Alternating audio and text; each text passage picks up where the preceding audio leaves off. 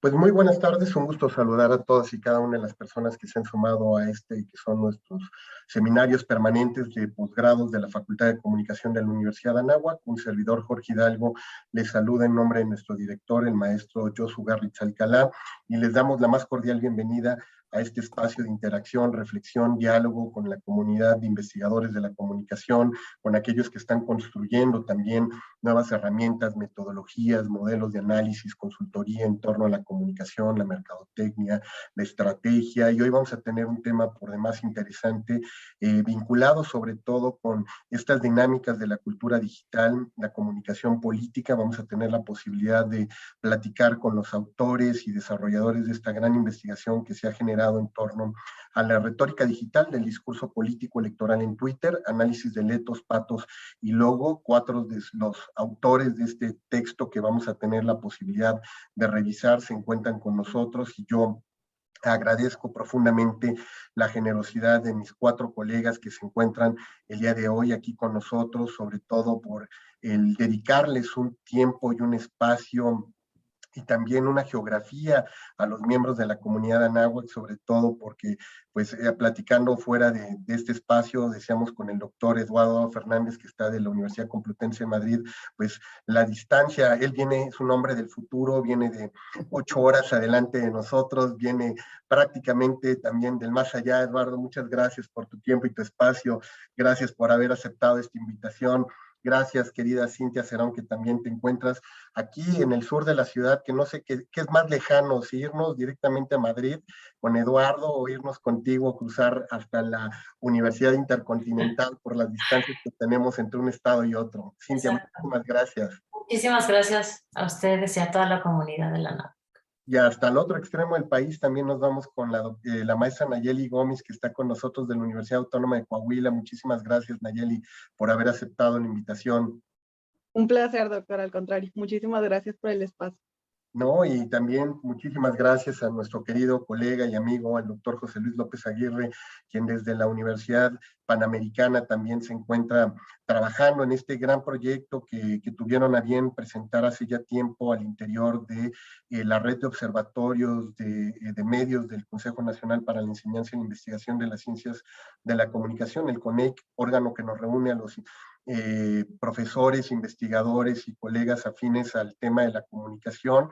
Ahí hicieron hace unos días la presentación oficial de este gran texto que tendremos la posibilidad de revisar en colaboración con todos ellos, y que me permito poner en gran parte en contexto, sobre todo para quienes se están sumando en este momento a la discusión, porque pues una de las temáticas actuales que se está revisando al interior de la investigación en comunicación es este trabajo multidisciplinar que se está gestando. Hoy hablamos del intercruce de las ciencias de datos, hablamos de las ciencias cognitivas, la comunicación política, todas ellas dialogando con la comunicación, sobre todo a través de las plataformas que nos permiten estar hoy interconectados, y sobre todo porque, como bien lo sabemos hoy, que estamos siendo sujetos de esta vinculación extraordinaria que permiten las redes sociodigitales, pues cada uno de nosotros se convierte en un sujeto nodal,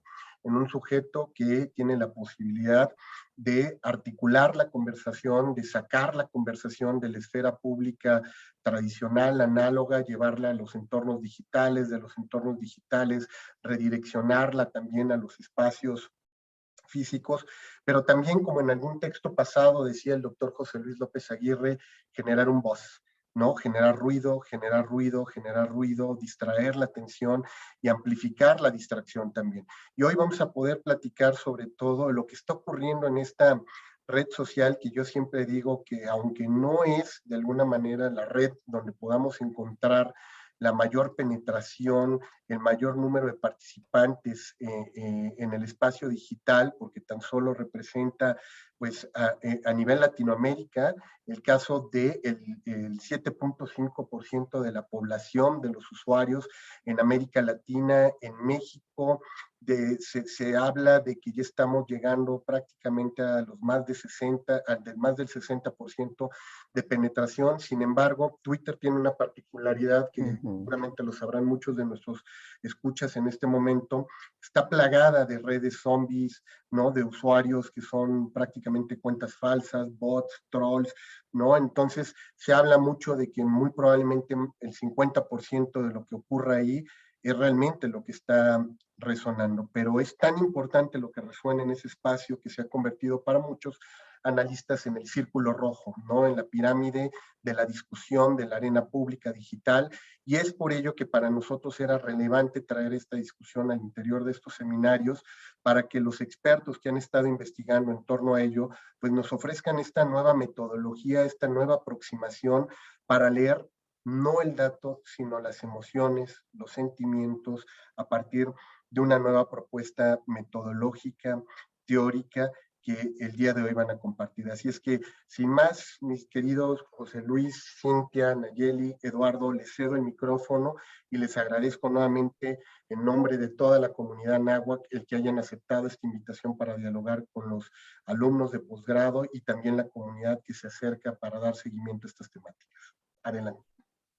Muchísimas gracias, Jorge. De antemano, a nombre de mis colegas coordinadores, coautores que están aquí, también presentes en la sesión, pues agradecerte este espacio, la oportunidad de poderles compartir este trabajo que busca contribuir al estudio de los fenómenos sociopolíticos que ahora emergen efectivamente de esta red tan interesante, ¿no? Que en este caso Richard Seymour la ha bautizado como la máquina de trinar, y que tiene todas estas ricas posibilidades, pero también tiene sus limitantes, tiene sus desventajas, tiene sus dilemas, y que con lo que hemos ido trabajando, pues pretendemos ahora ofrecer una coartada metodológica para tratar de estudiar, analizar y profundizar sobre las interacciones que se generan en Twitter, ¿no? Espero que ya estén viendo por ahí la presentación, creo que sí se ve, excelente. Y bueno, como punto de partida, y agradezco también la cálida introducción, Jorge, has tocado los puntos nodales de nuestro trabajo, solo destacar dos elementos que valdría la pena reflexionar sobre ellos, ¿no? El primero tiene que ver con una cita muy interesante de la socióloga y profesora que algunos ya han leído, Shoshana Zuboff, que señala que finalmente nuestra vida se ha vuelto un texto electrónico. Y yo creo que ahí hay un aspecto revolucionario que quizás no nos hemos percatado, en el sentido de que la escritura, el texto, al volcarse del ámbito análogo al digital, ha generado una serie de posibilidades muy ricas para la investigación, para el estudio, particularmente desde el ámbito de la nueva retórica, pero como veremos a continuación, también a través del involucramiento de otras disciplinas, ¿no? La psicología social, la comunicación política, la mercadotecnia, la ciencia de datos y toda esta maquinaria que trae el aprendizaje automático, pues nos ha ayudado a tener una observación mucho más interesante de lo que el escritor británico William Davies denomina la industria social, ¿no? Integrada por todas estas redes, plataformas y medios sociodigitales que nos permiten, como apunta este escritor, visibilizar y poder analizar no solo los contenidos, que es una parte fundamental de nuestro proyecto, sino también las interacciones sociales, que hoy en día están sometidas al análisis de los datos, este fenómeno del Big Data o del Big Data, y también al análisis de los sentimientos. Entonces, pues nosotros de alguna manera ahora pues abordamos este objeto con los colegas que nos acompañan, y yo ya estaré cediendo el espacio a la maestra Cintia Cerón para que nos comparta los antecedentes de cómo se originó este proyecto y algunos de las publicaciones que hemos ido compartiendo, que hemos ido publicando. Muchas gracias, doctor. Y bueno, pues como comentaban anteriormente, este proyecto surge como parte de la red de observatorios de medios de CONEC, en donde se pretendía hacer un seguimiento acerca de la comunicación política de la campaña en el 2018, Y bueno, nosotros estábamos con un particular interés de ver qué sucedía con las redes sociodigitales. Y bueno, la investigación fue tomando otro curso que tenía que ver con justo el tema y el título de este libro, que son los temas, perdón, emociones y notas falsas que motivaron la interacción política ciudadana. Entonces, a partir de este interés se formó un equipo de trabajo en donde ya llevamos alrededor de 5 años trabajando a partir de los observatorios de medios. Y como ya mencionaba el doctor José Luis, se trata de un proyecto interinstitucional donde participamos escuelas privadas y públicas, pero también interdisciplinario, que nos permitió tener un acercamiento y una perspectiva diferente y tratando de ser un poco más compleja, tratando de innovar y explorar con metodologías también que nos permitieran acercar a ver qué estaba sucediendo con el discurso de los políticos en esta red sociodigital. La siguiente, por favor. Bueno, como parte de la segunda fase de este proyecto, si bien concluimos una primera parte que tenía que ver con una aproximación más cuantitativa, en este caso renovamos el equipo de trabajo, se incorporó la ciencia de datos, también las metodologías cuantitativa y cualitativa, como veremos posteriormente. Y bueno, uno de los productos es el libro que venimos a presentarles el día de hoy, que se llama La retórica digital del discurso político electoral en Twitter, donde analizamos el logos, el ethos y el pathos, y también con esta aportación que les menciono de la ciencia de datos en el estudio de temas y sentimientos. Está también la versión digital en donde pudimos incorporar recursos visuales y multimedia, que les mencionaremos también en un momento.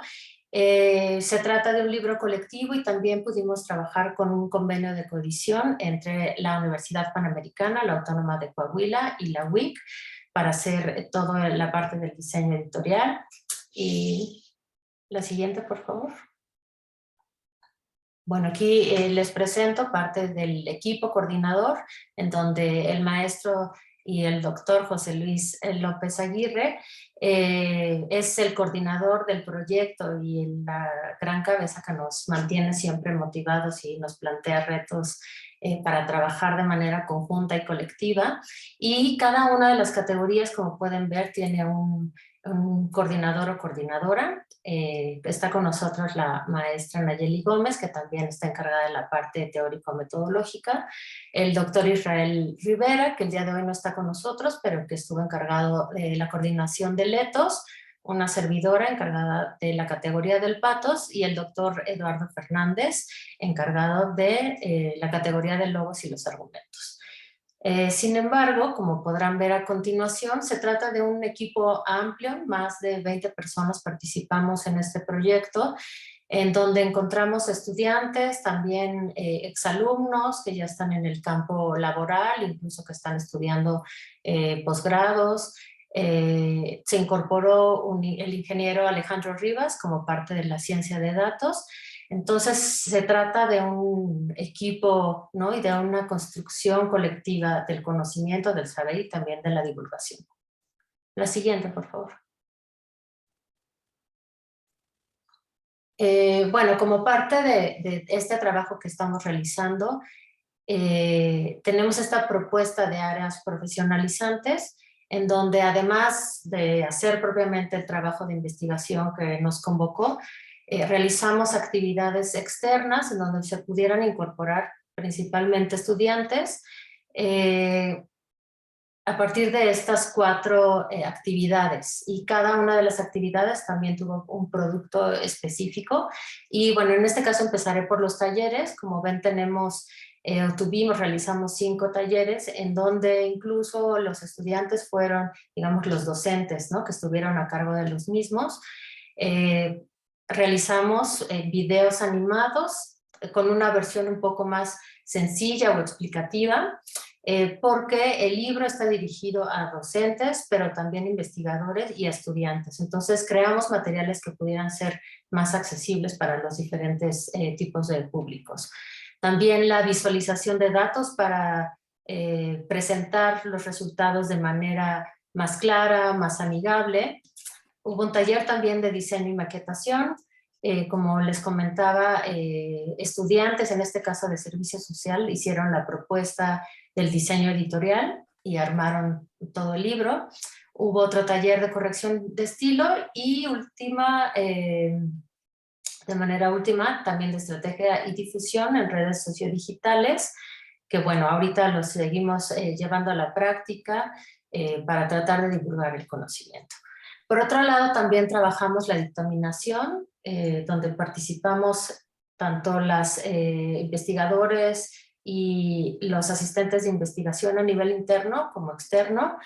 Y una propuesta que llevamos trabajando también desde el libro anterior fue la bitácora de asistentes de investigación, en donde tuvieron este espacio en particular para hacer este proceso autorreflexivo de toda, digamos, la trayectoria que tuvieron, los aprendizajes, las dificultades, que es una propuesta rica sobre todo para los nuevos investigadores.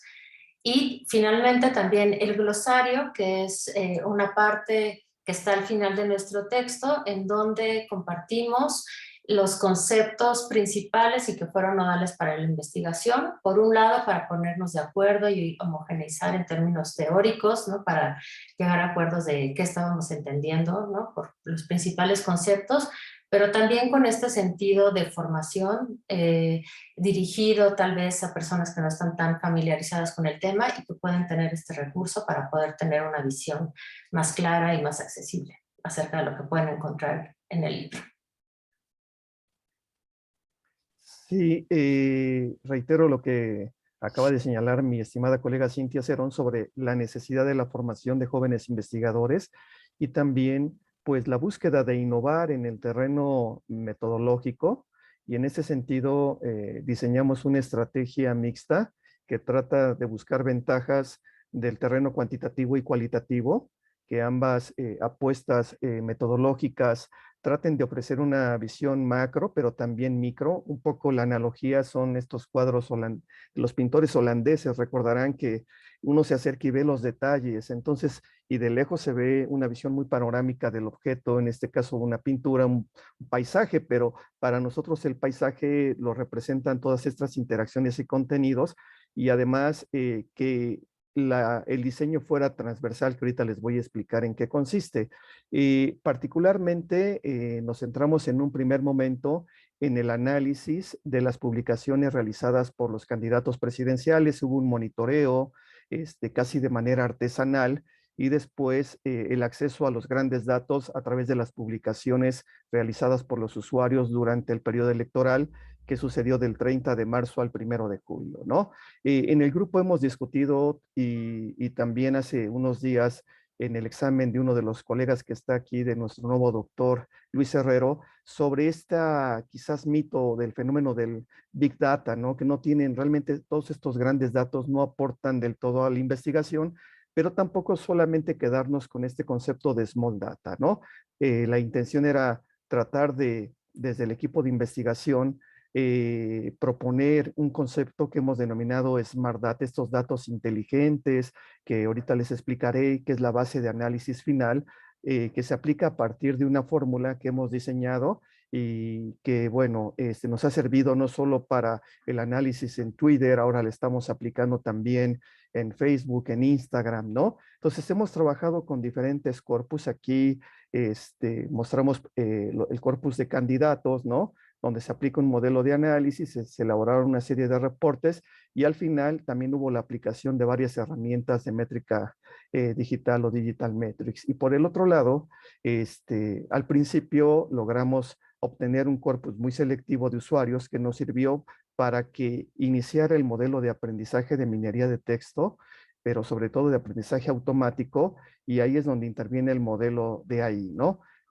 Obviamente, para poder analizar no solo la parte de los temas, sino de las emociones, pues ahí fue donde se echó mano de un equipo de psicólogos sociales que confeccionó un diccionario para poder analizar las 6 emociones primarias. Hubo una capacitación, pero a partir de ese aprendizaje, de alguna manera lo volcamos a la parte de inteligencia artificial, donde, digamos, ese fue el punto de partida, ¿no? A partir del criterio humano. Entonces, esta es parte de nuestra coartada metodológica, como reitero, la intención es sacar provecho de la parte cuantitativa, pero también de la parte cualitativa y de alguna manera tratar de entrecruzar algunos de los corpus que ahorita les voy a explicar. Siguiente, por favor.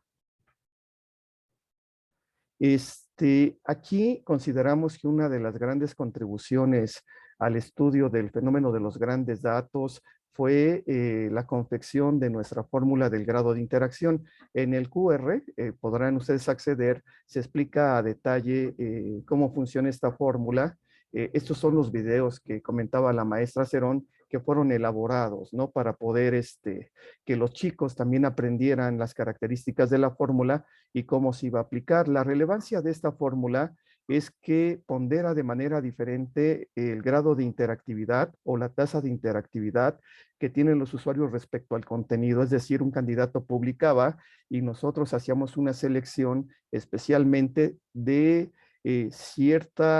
de las interacciones que generaba ese contenido en los usuarios, ¿no? A partir del número de comentarios, el número de me gustas y el número de retweets. Cabe señalar que cada una de estas interacciones o factores de interacción pues tiene un peso diferente, ¿no? No le otorgamos el mismo peso cuando un usuario da un like que cuando comparte la información o se anima a preguntar, a generar algún diálogo, alguna conversación en redes. Entonces, la fórmula, reitero, la estamos aplicando ya en otros estudios y creo que ha sido un aporte fundamental para una técnica de filtrado que les explicaré a continuación, pero sobre todo para tratar de enfrentar esta gran cantidad de información, como decía Jorge al principio, cómo enfrentamos el buzz, ese ruido. Hay una gran cantidad de tweets, no todos tienen un interés para la investigación, muchos son triviales, algunos son generados por los bots, en fin, entonces ahí hay un gran reto hoy en día para el ámbito de la investigación en las redes sociodigitales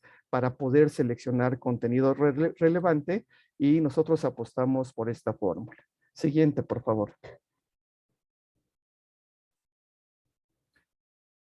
Otra parte interesante que quiero comentarles es la base de filtrado. Como les decía, trabajamos con Smart Data, que son las publicaciones de los candidatos que contendieron en su momento, y del Big Data, donde tuvimos la posibilidad de acceder desde el API de Twitter a 105 millones de tweets. Sin embargo, pues nos dimos cuenta que era necesario limpiar la base, poderla filtrar, anonimizar esta base para llegar a una base de análisis que fuera relevante para la investigación, ¿no? Es decir, trabajamos con una muestra selectiva que nos ayudara a tratar de responder las preguntas de investigación que nos habíamos planteado y que animan el desarrollo de este libro. Entonces, bueno, hubo un filtro que establecimos a través de una serie de indicadores para evitar los bots, también un filtro de contenido y al final el filtro de grado de interacción.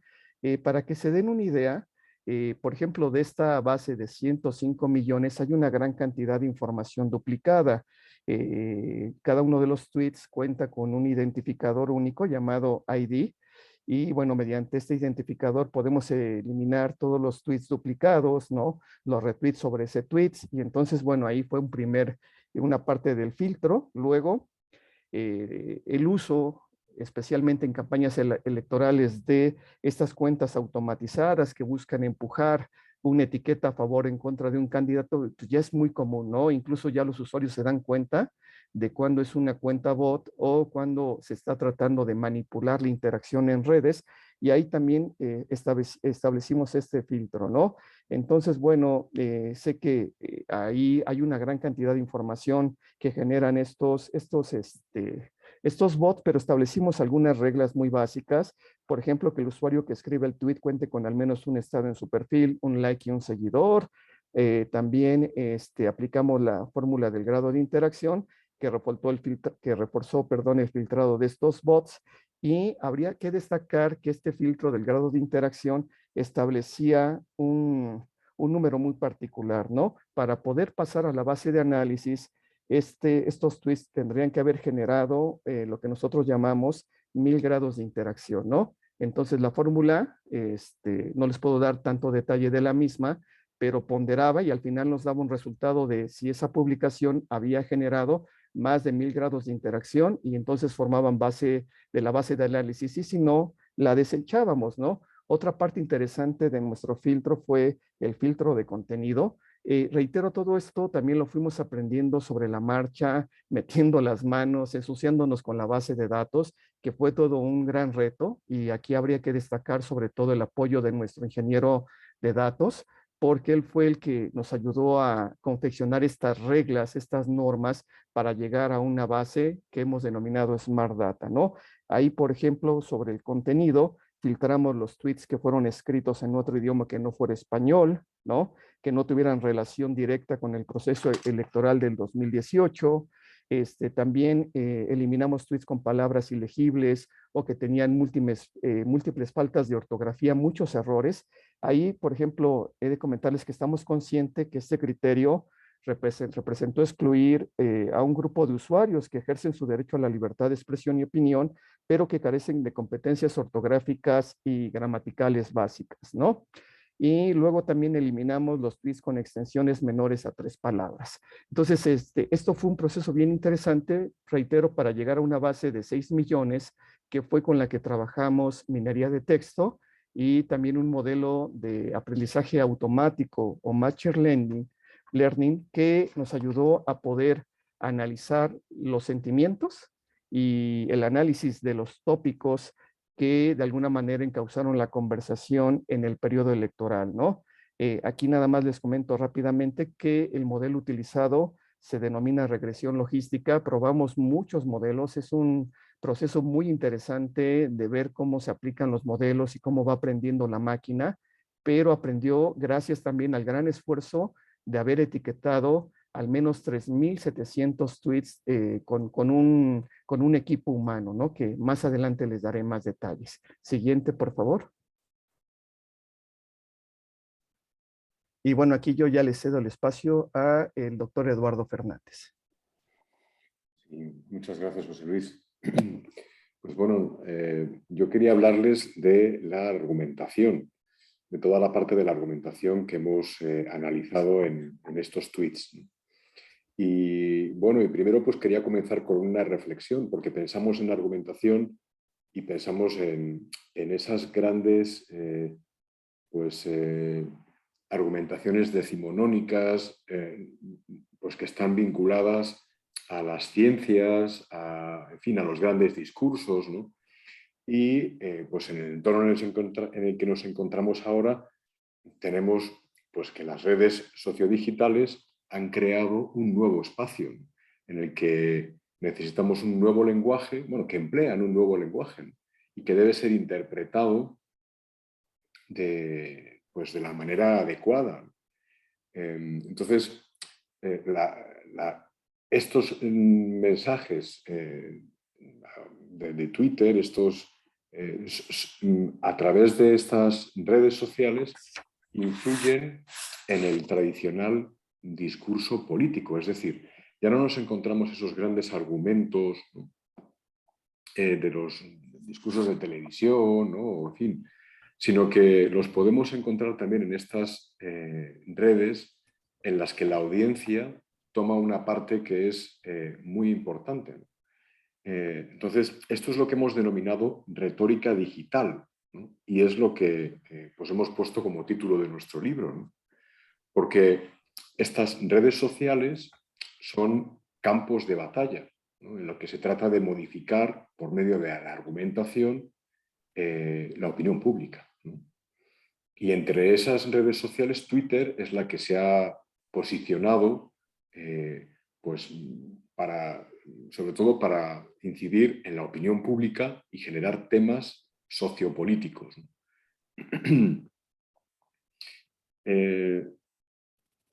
Pensaba, como reflexión que nos pueda servir también para entender un poco este cambio, que toda época de cambio está marcada por una reinterpretación del mundo clásico.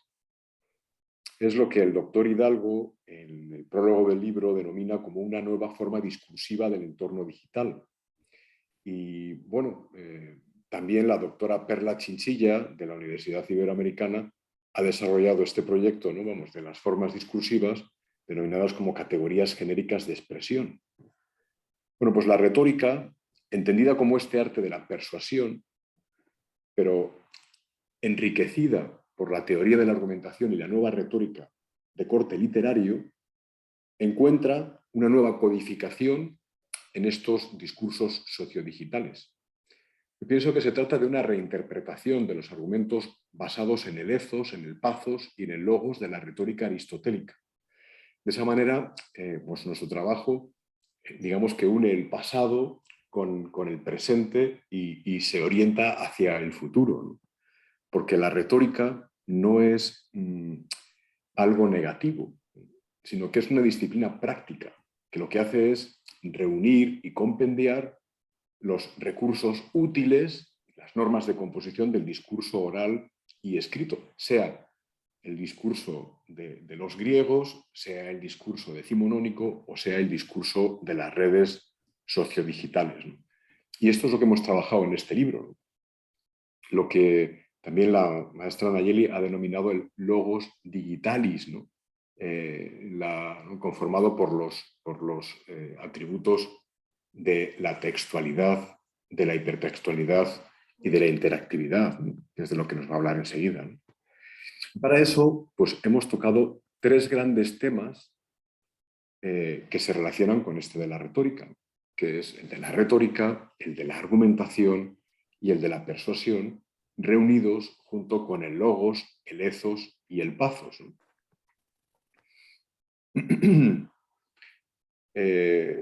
La manera de presentar nuestra opinión, de forma persuasiva se apoya en esas reglas propuestas por la retórica. O sea, es un proceso comunicativo en el que la argumentación entra en juego para dotar de apoyo y de fundamento persuasivo a nuestras ideas. Esas mismas que queremos transmitir a los demás para que las hagan suyas, o sea, para convencer, o para que actúen de una determinada manera, o sea, para persuadir. Entonces existe una diferencia, ¿no?, entre la argumentación, la convicción, ¿no?, la persuasión y la retórica. Podemos pasar a la siguiente. Entonces, hemos tocado esos tres temas y para ello hemos elaborado también 3 videos que son propiamente, parte del glosario que tiene el libro, ¿no? Lo que presentamos, por lo tanto, esa retórica, como digo, como el arte de persuadir, las reglas que han funcionado, ¿no?, y que también en Twitter se pueden recopilar, ¿no? Pues cuáles son los tweets o los argumentos que han tenido mayor interactuación por parte de la audiencia, ¿no? En la argumentación, además, esa argumentación más lógica, ¿no?, que tiene como fin apoyar nuestras ideas, confirmar nuestra opinión y refutar la opinión del contrario, ¿no? También en muchos de los tweets hemos encontrado eso, ¿no? O sea, como no solamente tratas de proponer tu postura, sino también la de contrarrestar la postura contraria.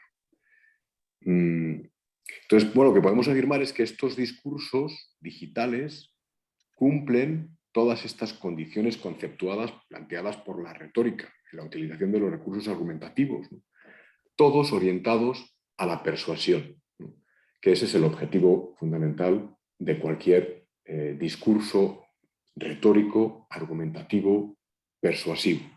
Entonces, son 3 conceptos que están en constante movimiento, ¿no?, que, en fin, están siendo reinterpretados, ¿no?, en esta nueva retórica digital, ¿no?, y que nos ha servido, desde luego, el análisis de la campaña electoral de estos tweets para corroborar, digamos, hacer una reinterpretación, ¿no?, de estos conceptos en este nuevo término denominado retórica digital.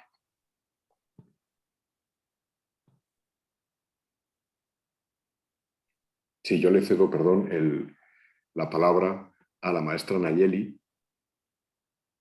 para que también nos explique la utilización del ethos y del logos en la argumentación, también de los tweets. Muchas gracias. Bueno, muchas gracias, doctor. Muchísimas gracias también por el espacio. Y bueno, un poco les cuento esto que en sintonía con lo que señalaban tanto el doctor José Luis, la maestra Cintia y el doctor Fernández, y es que nosotros estuvimos en un principio pues, con esta inquietud de cómo estudiar la persuasión, pero pues enunciada desde ya un formato digital y también desde un espacio pues bastante interactivo como lo es Twitter. Para ello, pues decidimos enfocarnos puntualmente en desarrollar de manera creativa una propuesta que, como señalaba el doctor Fernández, une una propuesta del pasado, ¿no? De las ciencias humanas, con nuestro presente.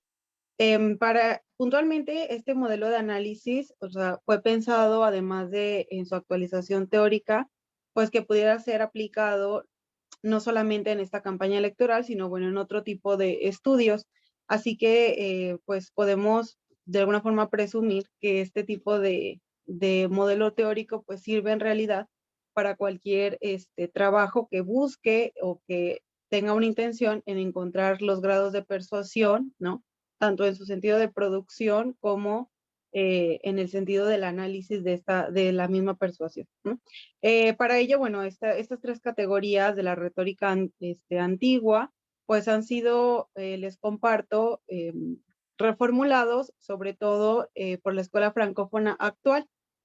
Este es un modelo de comunicación básica en el que, por supuesto, nos permite identificar tanto la imagen del otro a partir y de la construcción misma de la enunciación de quien emite, ¿no?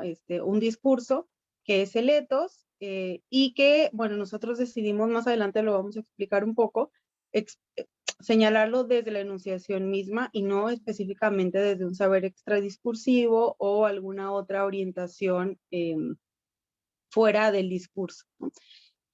Sino que identificar cómo se construye la imagen de sí y también cómo se construye la imagen del otro, especialmente en una campaña electoral, pues donde la imagen de un candidato y su percepción sobre el mundo, pues influye bastante en el sentido discursivo. Cabe mencionar que esta es una de las categorías retóricas más persuasivas y de las que en pocas ocasiones nosotros somos entrenados para pues identificar cómo se mide estos grados de persuasión o cómo podemos influir en el otro a partir de la construcción de la imagen misma. En la parte de logos, que además el doctor Fernández, bueno, él desarrolló una propuesta muy enfocada a la argumentación. También nosotros decidimos apostar por una referida a lo que se comenta en un sentido más general en las redes, ¿no? Durante una campaña electoral. Y en principio pensamos esta categoría desde una forma dicotómica, en donde apostando por la genericidad en la que nos encontramos del espacio, tenemos la división y la identificación de patrones de lo textual, ¿no? A partir de los topois, o sea, los tópicos de los que se hablan y temas, el patrón del uso de verbos, conectores, intertextos y otro tipo de señalizadores décticos, espaciales y temporales. Y por otro lado, el sentido de la hipertextualidad que abona específicamente al formato digital en el que nos encontramos. Y ahí pues apostamos por identificar características puntuales de los hipertextos. Por ejemplo, medir los grados de interacción, identificar cuáles fueron los usos de la multimodalidad y también apostar por la parte de la polifonía en hashtags y menciones. Y por último, también algo súper interesante es que construye este mini modelo de comunicación, es la parte del pathos, ¿no? En donde nosotros podemos analizar qué tipo de efecto, ¿no? el enunciador buscó provocar en sus audiencias, ¿sí? ¿A partir de qué? Bueno, pues a partir de la inscripción de la afectividad en el lenguaje y de técnicas, como señalaba el doctor Fernández, pues más actualizadas con respecto a cómo se inscribe esta afectividad, las emociones, las pasiones en el discurso de manera textual, ¿no?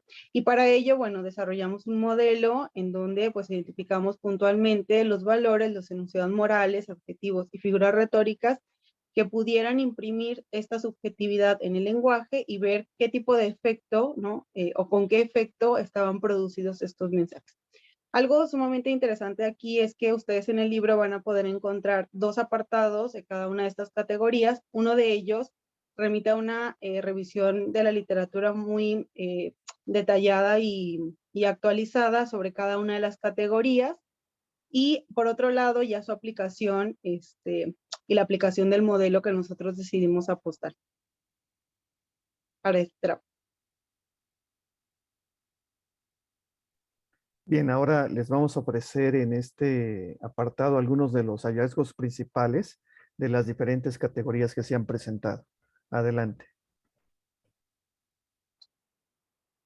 Sí, pues en el ámbito de la argumentación, lo que hicimos fue un análisis de los argumentos lógicos con el objetivo de localizar los principales argumentos que dividimos en deductivos, inductivos e hipotéticos. Lo primero que llama la atención es que los tweets también tienen argumentación lógica, ¿no? Y que sirve para apoyar y para defender las ideas y las opiniones de los candidatos presidenciales en su campaña, ¿no? por la presidencia. Entonces, bueno, los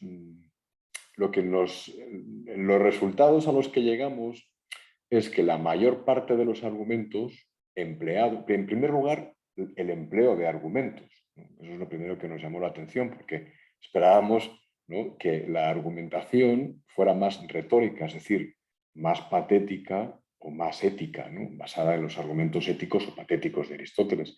Pero encontramos que había, pues eso, argumentación de todo tipo, ¿no? Y que lo que menos había era tweets en los que no hubiera ninguna argumentación lógica. Esto no quiere decir que tampoco, que estos tweets con argumentación lógica no vayan acompañados también de otras argumentaciones éticas y patéticas, marcadas en letras y en pazos. Pero nos llamó la atención, ¿no?, cómo pues los 3 candidatos utilizaron gran parte de argumentos y los argumentos más utilizados fueron los argumentos deductivos. Nos llevó un tiempo hacer como esta división, ¿no?, para, digamos, dividir, digamos, los tipos de argumentos lógicos, ¿no?, según la inducción, la deducción o la hipótesis. Y bueno, pues consideramos todos estos argumentos que tienen ahí a la izquierda, ¿no?, los ejemplos, las analogías, las generalizaciones, ¿no?, pero también los argumentos de autoridad, ex contrario, ex silentio, el argumento disyuntivo, el causal, el de indicios, ¿no?, incluso algunos silogismos con las utilizaciones de reglas, ¿no?, o bueno, uno es el de la superación de la dificultad, ¿no?, que es sobre todo el que utiliza las conjunciones adversativas. En cambio, los argumentos hipotéticos, pues vimos que se basaban mucho en el argumento pragmático, el argumento moral o la simple expresión de la opinión, ¿no?, que también tiene mucho que ver con pues el peso del ethos, ¿no? Y termino con las grandes conclusiones a las que llegamos en la siguiente diapositiva, ¿no? Y es que efectivamente existe pues argumentación, ¿no?, en los tweets, ¿no? Podemos pensar, o sea, que la argumentación era algo, pues eso, ¿no?, de los discursos más serios, más científicos, más de escritorio, ¿no? Y no. Llama la atención que sobre todo hubo más tweets en el primer mes de la campaña, quizá como para demostrar, ¿no?, pues digamos, ese conocimiento de la realidad, ¿no?, a la sociedad. Que hay más elementos racionales que emotivos, los que hacen intervenir en el debate político a los ciudadanos. Y más en concreto, pues en los tweets de López Obrador, ¿no? Podríamos pensar, bueno, que tocas más la fibra, ¿no?, el argumento emotivo para que la gente reaccione. Y resulta que al menos en los argumentos que tienen, o sea, los argumentos lógicos, ¿no?, tienen bastante interacción. Son los que más han resultado exitosos, ¿no? Otra de las conclusiones es que la mayor parte de la argumentación es deductiva, porque pretende llegar de principios generales a la realidad de los problemas que se pretenden solucionar. Y de entre esos argumentos deductivos, la mayoría son de indicios. Entonces, también resulta curioso, ¿no? La deducción es, digamos, como la más excelsa de las categorías argumentativas, ¿no? Es el silogismo, es parte de la argumentación deductiva, ¿no? Y el argumento de indicios es como muy sutil, es como muy de Sherlock Holmes, ¿no? En el que tienes que encontrar, ¿no?, pruebas para demostrar, digamos, tu opinión, ¿no?, basándote en lo que hayas encontrado, ¿no?, en los indicios que sean evidentes. También la argumentación hipotética se apoya en la autoridad moral, todos esos principios de honestidad y lucha contra la corrupción que tanto esgrimió López Obrador en la campaña electoral, ¿no? Entonces también esos son y se pueden identificar como argumentos lógicos, pero pues hipotéticos, ¿no? Estas serían un poco las conclusiones y creo que sí han sido verdaderamente interesantes. Muchas gracias. Gracias, doctor. Bueno, en la parte de la siguiente categoría que tiene que ver con la descripción afectiva en el lenguaje, el patos, en este caso fue una propuesta metodológica a partir del modelo de análisis de Gómez y López que se centra en una metodología cualitativa, es decir, tiene que ver con un análisis mucho más artesanal, como ya mencionaba el doctor José Luis, de ir tweet por tweet tratando de identificar estas subcategorías que son los valores, las figuras retóricas, los enunciados morales y los adjetivos. En este caso trabajamos también en una modalidad de taller, por ejemplo, con estudiantes donde íbamos identificando cada una de las subcategorías y ver cómo los íbamos categorizando justo. Y después entrábamos a otra parte del análisis en donde identificábamos cuáles eran los patrones, ¿no? O sea, qué cuestiones, qué tipo de estas subcategorías se iban repitiendo una y otra vez en el discurso de los candidatos. Algo que no mencionamos es que lo dividimos también en quincenas para ver cómo, bueno, esto con antecedente del libro anterior, porque veíamos que algunos fenómenos extradiscursivos, como podían ser el debate, por ejemplo, o el cierre de campaña, tenían incidencia en la manera de utilizar el discurso, en este caso en Twitter. Bueno, aquí bueno, eran unos ejemplos de justo cómo íbamos identificando ahí las subcategorías para llegar a estos que son algunos de los principales hallazgos. Aquí podemos ver cómo en el caso de Ricardo Anaya son la paz y la seguridad los valores principales que son eje de su campaña en Twitter, ¿no? A través del discurso, y vemos cómo a través del uso de sintagmas se construye una identidad en donde se distingue o trata de distinguirse por ser congruente y salvaguardar la paz. Otro recurso que utiliza de manera recurrente es la exaltación de lo nacional, esto a partir de referir eventos que tenían una fuerte connotación afectiva con lo mexicano, por ejemplo el fútbol, o eventos donde se distinguían las participaciones de mexicanos o mexicanas. Una estrategia frecuente para atacar principalmente a López Obrador era el uso de preguntas retóricas, que es una forma también para generar polémica en las redes y que en Twitter lo vemos de manera muy recurrente. Entonces, es una forma también de involucrar a la audiencia, ¿no? A partir justo de las pasiones. También a partir sobre todo del uso de la hipérbole como figura retórica, magnifica contextos negativos en donde él finalmente se muestra como un líder honesto y eficaz y como una persona que va a construir un futuro favorable. En el caso de Andrés Manuel López Obrador, es el amor, la esperanza y la justicia, son los valores principales que son los ejes de su campaña. Si bien el amor puede ser un sentimiento, él utiliza como un valor que está a lo largo de todo su discurso y que resulta sumamente efectivo para conectar con las audiencias.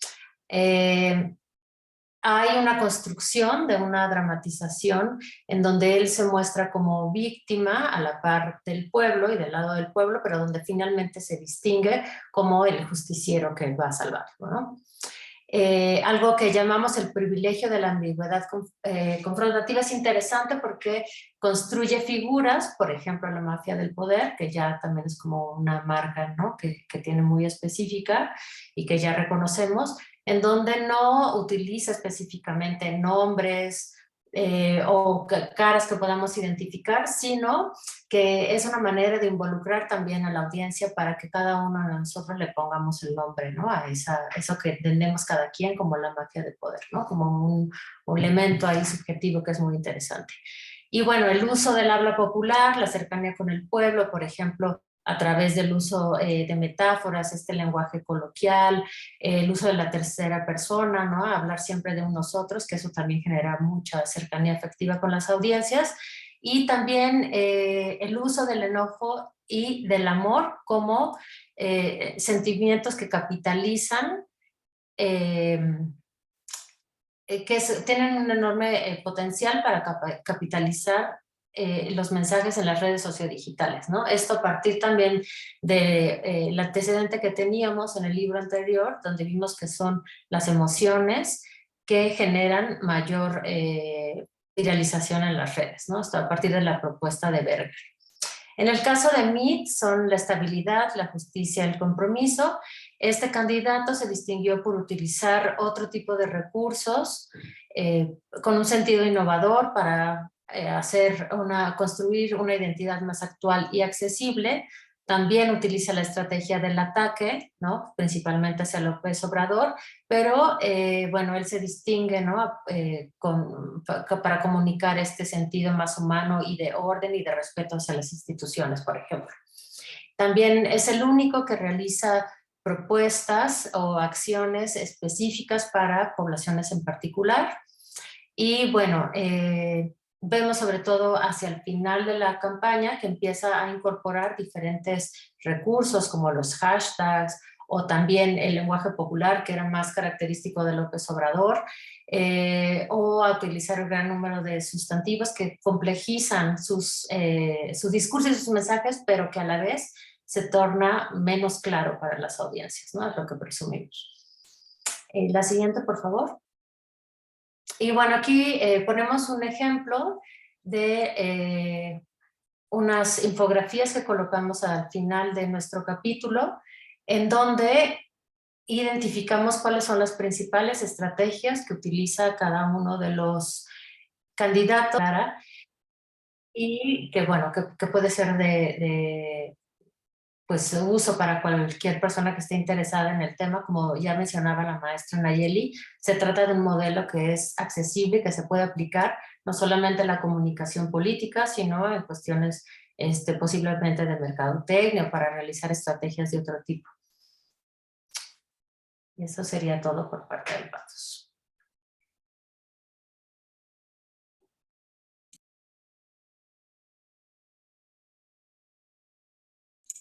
Está apagado el micrófono. Sí, Nayeli, adelante. Ahí está. Sí. Bueno, justo aparte estaba agradeciendo a la maestra Sin, que ella nos ha ayudado muchísimo también con esta categoría del Pathos, y yo les voy a hablar ahora muy brevemente de lo que hemos encontrado en la parte de logos, o lo que ustedes pueden encontrar en el libro, porque bueno, pues como verán es un proyecto bastante amplio. Y les mencionaba un tanto que al principio, en un sentido pues de literatura, ¿no? Y la construcción del modelo de análisis, nosotros pensamos en la división dicotómica de la categoría de logos entre lo textual y lo hipertextual. Pero conforme fuimos avanzando en el desarrollo tanto de la parte teórica como ya de la parte práctica y aplicada, pues nos dimos cuenta que en realidad podemos entender que las redes nos llaman sobre todo y nos invitan a repensar nuestra forma dicotómica más bien en una tricotomía, puesto que pensar la palabra no solamente a través de lo textual y lo hipertextual, sino también en lo que se enuncia a través de lo interactivo, ¿no? En este caso, medir los grados de interactividad, es decir, qué es lo que le resulta más interactivo a la audiencia, o sea, con qué conviven o con cuáles tweets en ese caso, o enunciados, pues sienten más afinidad o adhesión, que a fin de cuentas eso es lo que busca la persuasión, ¿no? Adherir a los públicos en cualquiera de las formas, ya sea a través de un argumento lógico, como decía el doctor Fernández, o a través de algún argumento patético, o bot de otra índole, ¿no? Y también ahí encontrar, por ejemplo, en la identificación, pues cuáles fueron los tópicos más comentados, con más me gusta y más compartidos, que ahorita les voy a decir brevemente de qué se tratan ellos. Puntualmente encontramos pues esta polarización de los datos en donde lo que versa o lo que atrae, digamos, también más a las audiencias, pues es la puja, ¿no? Que existe o que se diseña entre la discusión de los candidatos, ¿no? A partir de escenarios como los debates o por los mismos candidatos a través de la réplica o de la confrontación con sus pares. Y en pocas ocasiones aparecen otro tipo de temas. Por ejemplo, uno de ellos en los más comentados, no sé, aparece la familia, ¿no? En los más compartidos aparece, por ejemplo, el tema del transporte, pero de ahí en más, pues la mayoría son puras confrontaciones. Quizá esto también será interesante estudiarlo después, ¿no? Posiblemente tengan que ver con un discurso pues bastante violento que se gesta dentro de estas polémicas en coyunturas políticas. Y por otro lado, bueno, también en este texto ustedes van a encontrar pues de qué hablaron los autores, los candidatos puntualmente con los tópicos y temas que enunciaron esta campaña, identificar algunas de las formas argumentales y dícticas de tiempo y espacio. Aquí, por ejemplo, les puedo señalar que la mayoría habla en presente y en pasado, pero pocas veces en futuro, cosa que es también interesante, puesto que el proyecto que ellos van a atender es a futuro, ¿no?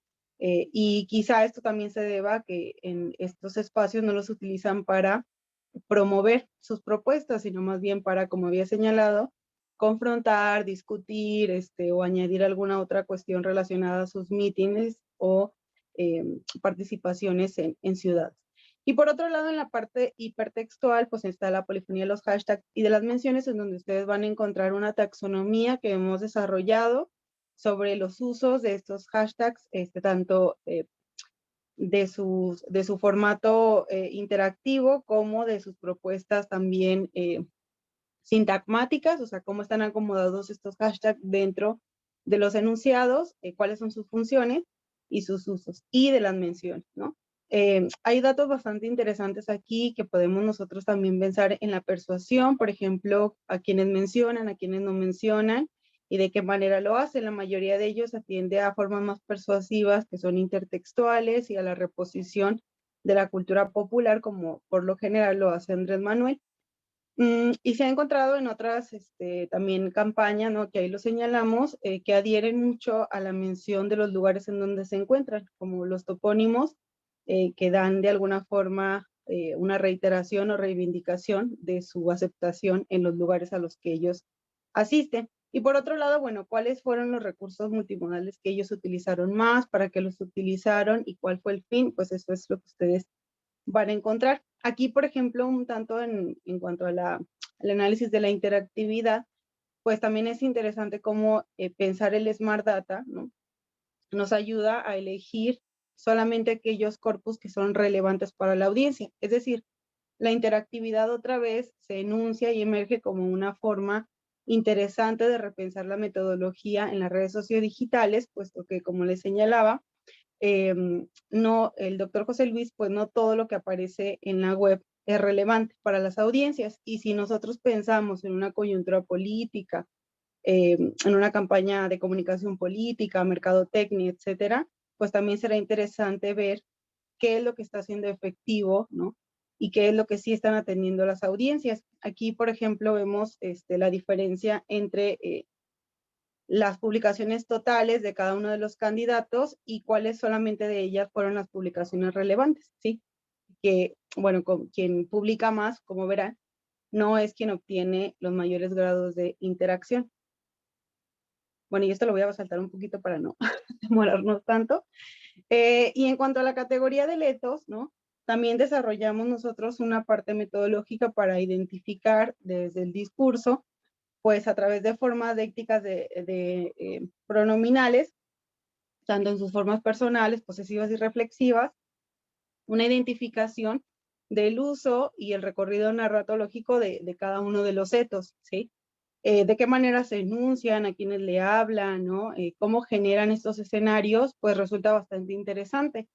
Por ejemplo, hay poca responsabilidad enunciativa con respecto a la enunciación de la primera persona del singular y vemos que resulta efectivo para ellos enunciarse a través de un nosotros, que es un hablante incluyente, ¿no? Que incluye directamente en su enunciado a su público, ¿no? Estos fueron también, se les comparto, unos de las de los tweets que tienen mayor interactividad, ¿no? Y por otro lado también, pues, quienes le hablan a la otra persona, o sea, a la segunda persona, de qué forma, ¿sí? De qué manera los alejan. Y por otro lado, así algo más técnico, pues en el caso del español nosotros tenemos la enunciación tácita, que resulta bastante compleja, pero nosotros la incluimos en esta parte del difuso. Estas categorías, bueno, tienen que ver con otras, con una perspectiva anterior, ¿no? Que es de Dominique Menguenot, y que nosotros hemos adaptado a nuestro español, al castellano, ¿no? Que es muy diferente al francés, y que por otro lado también muestra un escenario y unas posibilidades enunciativas distintas. Entonces, a través de esta clasificación, nosotros podemos interpretar también cómo se enuncian las personas, a través de qué lugares, y cómo construyen una imagen de sí y del otro, ¿no? Bueno, en grandes rasgos, hay un fenómeno, como les señalaba, de la inclusión lingüística a través del uso del nosotros, que es muy incluyente, tanto en su forma explícita, enunciada, como en su forma tácita, y eso nos llama bastante la atención, puesto que pues hay poca responsabilidad enunciativa de quien habla, ¿no? O sea, esta imagen del yo básicamente está borrada, o del singular, y en este sentido, Patrick Charado lo llama el etos populista, ¿no? Porque incluye, porque hace sentir a su público que forma parte del discurso, aunque no haya escrito ese tuit, ¿no? Vemos que, por ejemplo, fue muy funcional, este tipo de etos, para Andrés Manuel, ¿sí? Durante toda su campaña. Y por otro lado, también vemos que hay una interesante distinción con respecto a la creación de los enemigos, como ya lo señalaba la maestra Cintia, pues, y lo vimos en otras categorías, pues hay una necesidad de combatir y de generar polémica y de generar una especie de puja entre ellos. Y por ende, pues recurren, sobre todo en la segunda quincena, ante el fenómeno de los debates, a desarrollar un etos combativo y en muchos casos distante, ¿sí? Un caso muy puntual, por ejemplo, es Smith, quien aparece como un etos más monológico, más postizo, porque habla por lo general en tercera persona. O sea, hay un alejamiento muy fuerte entre su discurso, que es en tercera persona, sería la no persona, no se incluye dentro de él, y pues quizá por eso tuvo menos repercusión discursivamente, ¿no? Y bueno, ahí ustedes podrán encontrar más información con respecto a cómo identificamos estos tipos de etos y de qué forma fueron utilizados. Bien, muchísimas gracias, maestra Nayeli. Como advertirán, pues esa es la capa muy interesante que ofrece nuestro libro sobre un análisis a profundidad, con detalle, riguroso, sobre estas tres categorías, donde el equipo pues realmente se concentró y aplicó el modelo que acaba de exponer la maestra Nayeli. Y ahora la parte final del libro tiene que ver con la aplicación de la ciencia de datos. Aquí no me voy a detener demasiado por el tiempo, porque nos interesa sobre todo aprovechar el espacio para poder dialogar con ustedes, ¿no?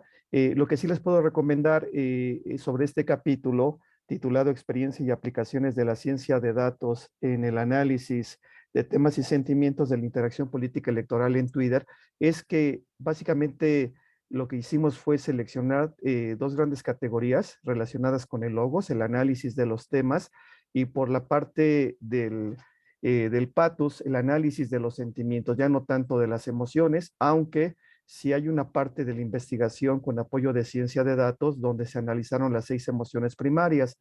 Y una de las aplicaciones relevantes es que tuvimos que construir nuestro propio sitio para gestionar, en un primer momento para recopilar y luego gestionar y analizar todos estos datos. Como verán, la plataforma se titula Trinos Electorales, y ahí todo el equipo fue capacitado, tenía acceso, había diferentes niveles de acceso para colaboradores, asistentes de investigación y los investigadores principales, ¿no? Entonces se anidaron todos estos tweets para poder analizar, como ven aquí en la imagen, en este caso las emociones de estos 4 candidatos. Cabe destacar que Margarita, bueno, ella salió de la contienda y por tanto no aparece acá, pero aparecía el tweet y entonces para facilitar el etiquetado, pues uno advertía qué tipo de emoción ofrecía de forma directa este tweet, si era, no sé, alegría, enojo, ira, asco, son estas 6 emociones principales que nosotros construimos a partir de un diccionario bastante interesante que incluye de hecho el análisis de los emojis. Y nada más como un dato interesante, también descubrimos que la mayoría del usuario mexicano se expresa con groserías, ¿no? Entonces ahí estamos evaluando la necesidad de, por ejemplo, confeccionar un diccionario sobre las palabras altisonantes, ¿no? Que no fueron incluidas ni etiquetadas en este primer corpus. Siguiente, por favor. Otra parte importante es esto que les comentaba del filtrado. Cabe destacar también en este capítulo la importante participación y conocimiento y apoyo del ingeniero Alejandro Rivas, así como de 2 alumnas, Tiare Sandoval de la UP y Melissa Saldaña de la FES Aragón, ¿no? Entonces, como verán, pues esto que les decía del mito de los grandes datos, ¿no? Y la necesidad de aprender a limpiar, normalizar, estandarizar estas bases para pasar de los grandes datos al Smart Data. Como verán, bueno, lo que descubrimos en esta fase de filtrado es que al menos 13 millones de tweets fueron generados por bots. Y luego cuando establecimos el filtro de contenido, pues descubrimos que más de la mitad de la base de datos era información irrelevante porque no conectaba directamente con el periodo electoral, porque eran tweets que no se prestaban para el análisis. Entonces, al final, reitero, nos quedamos con estos 6 millones, donde sí se aplicó un modelo de minería de texto, se tuvo que normalizar esta información, por ejemplo, se excluyeron algunas conjunciones, preposiciones, cierto tipo de lo que llaman los ingenieros de datos stop words, que de alguna manera ensuciaban el análisis y no permitían poder correr, ¿no? Algún modelo de aprendizaje automático para poder identificar en un primer momento temas y luego los sentimientos. Siguiente, por favor.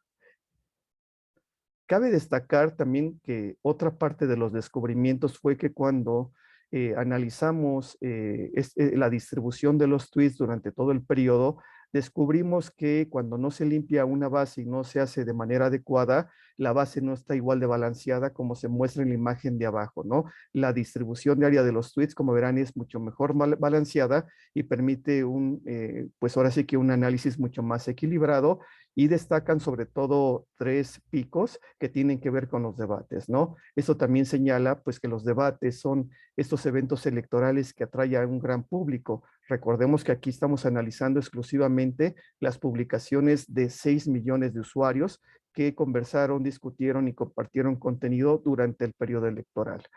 Otro apunte también relevante que tiene que ver con este análisis sobre el tema, sobre los temas es que, bueno, nos basamos en un primer momento en una lista que ya habíamos probado en el primer libro, y que esta lista se confeccionó con el apoyo de la red de observatorios de medios del CONEIC, pero fuimos ajustando, ¿no? De casi 28 temas, al final nos dimos cuenta que los candidatos pues no tratan todos los temas, como lo verán a continuación. Hay temas que quedaron sin tratamiento del ámbito deportivo, de la salud, de la familia, de la economía, ¿no?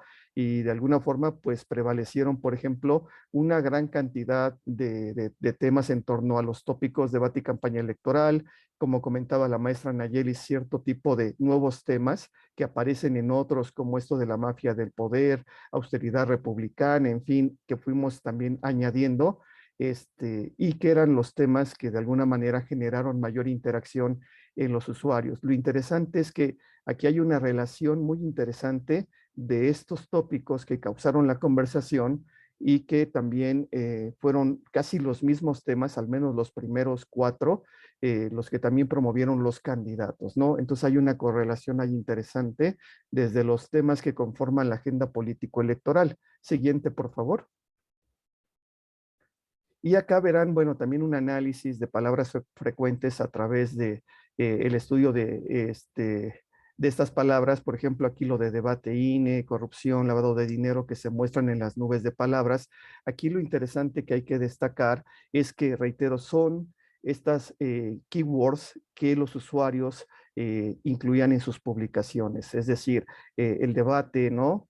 Promovido por el Instituto Electoral, el tema de cierre de campaña, que pues realmente ahí la conversación y el pico de interacción creció ese día, y luego temas como corrupción, lavado de dinero. Esto también nos ayudó para tratar de agrupar estas palabras sobre temas que son relevantes y su relación, ¿no? Lavado de dinero, corrupción, en relación con un candidato. Entonces, bueno, estas nubes siguen siendo analizadas. Estamos en una siguiente etapa que ya les platicaré, pero pues ya también nos advierten cierta relación con el análisis de logos y de la argumentación que planteaban mis colegas que me precedieron.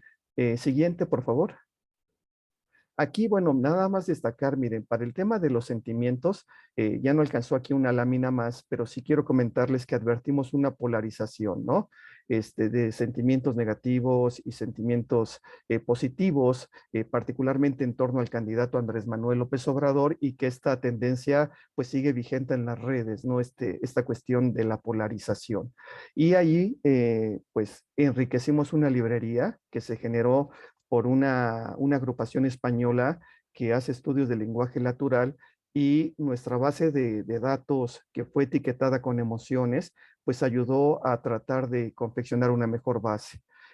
Finalmente, solo comentarles que estamos en una tercera fase de nuestro proyecto que tiene que ver con el entrecruce de estas categorías, ¿no? Del ethos, el pathos, el logos, en torno a un candidato en particular que es Andrés Manuel López Obrador, pero también podemos advertir ciertos sucesos coyunturales que se dieron a lo largo de la investigación, y creo que ahí pues podremos generar nuevos conocimientos en torno a este interesante tema.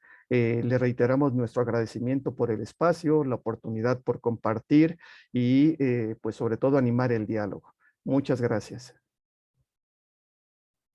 Muchísimas gracias, José Luis, Nayeli, Cintia, Eduardo. Creo que un tema por demás interesante el que nos han venido a compartir en este webinar, una investigación que lo hemos comentado muchos colegas al interior de nuestras universidades, bestial e histórico, ¿no? Para quienes hemos estado trabajando temáticas vinculadas a investigación cuantitativa y cualitativa, porque pocas veces nos habíamos topado con una investigación de esta magnitud, ¿no? Siempre discutíamos Big Data, y la pregunta obligada es, ¿y cuándo empieza la diferencia entre el Big, el Small, el TIC y el Smart Data? ¿Es por número de tweets o por la inteligencia que se genera alrededor del dato y el producto en la toma de decisiones del mismo? Y creo que ustedes nos traen estas discusiones a la mesa. Yo invito a quienes están el día de hoy aquí conectados con nosotros para que puedan levantar la mano en este módulo de reacciones virtuales para extenderles el micrófono y poder empezar el diálogo. A mí me llama mucho la atención cómo lo mencionaban ustedes. Pasamos de una red que tenía la intención de detonar la conversación a una red que se convirtió, valga la expresión, en un espacio para convertir al otro, ¿no? Te quiero convertir a mi forma de pensar, te quiero convertir, ¿no? A que votes por mis preferencias, y esta lógica de la caja de resonancia, ¿no? Las cajas de eco, pues se hace muy tangible en lo que ustedes están investigando. Entonces empiezan a llegar de aquí algunas peticiones, así es que Luis Herrero, te doy la palabra, ya puedes por ahí activar, si gustas, micrófono y tu cámara para que podamos dialogar contigo también, Luis. Gracias, Jorge. Buenas tardes. El video no me permite iniciarlo. Deja ver si ya te lo permite. Ya creo que ya podrías activar por ahí. Todavía me dice que no. Qué extraño. Vamos a ver. Si quieres, en lo que te va permitiendo ir tomando la palabra para... Sí, claro, con gusto. Ahí deberías de tener ya la posibilidad. Listo. Hola a todos, buenas tardes. Un gusto, José Luis, nuevamente. Pues no puedo dejar pasar la oportunidad de sumarme aquí a esta conversación porque es un tema que me parece muy interesante. Tuve además el privilegio de contar con un ejemplar del libro, entonces hice un poco de trampa, ¿verdad? De venir pues ya un poquito más emocionado, tal vez, lo que se esperaría.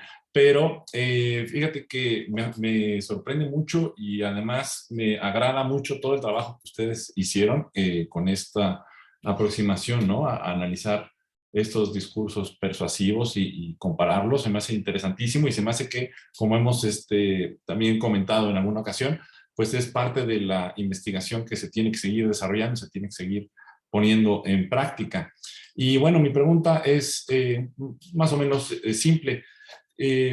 Esto yo detecto que tuvo obviamente un gran esfuerzo de tiempo y de varias personas que se sumaron en producirlo. Pensando, por ejemplo, en lo efímeras que son actualmente las campañas en elecciones, pues en este momento que tenemos, por ejemplo, en el mes de junio, en algunos estados, ¿qué tanto ven ustedes que estos aprendizajes se puedan aplicar para precisamente retroalimentar equipos de campaña o tener la información, pues como decimos siempre, ¿no? Un poco más rápido siempre y con decisiones que se toman tan veloces porque el tiempo apremia, que comparado al tiempo que ustedes invirtieron en hacer todo este trabajo, pues es obviamente muy, muy alto y en la práctica veo que pues tal vez haya que hacer algún salto, ¿no? De cómo llevarlo de una forma un poco más sintética o aprovechable para ese tipo de actores. Sí, bueno, muchísimas gracias, Luis. También reiterarte nuestro agradecimiento. Una parte, pues que hay que mencionar de nuestro libro que fue dictaminado por un grupo de expertos. Acudimos a un listado de colegas de diferentes universidades, no solo de México, sino del extranjero, que nos ayudaran a evaluar los capítulos. Y Luis fue parte de este equipo que nos ayudó con sus comentarios, Luis, con tus sugerencias y también con tus preguntas para afinar en la medida de lo posible nuestros capítulos, en este caso el de ciencia de datos, ¿no? Yo aquí voy a hacer un añadido y espero que también mis compañeros ahí después puedan complementar. Creo que ahora la parte fundamental para un estudio de estos es el tema de la planeación.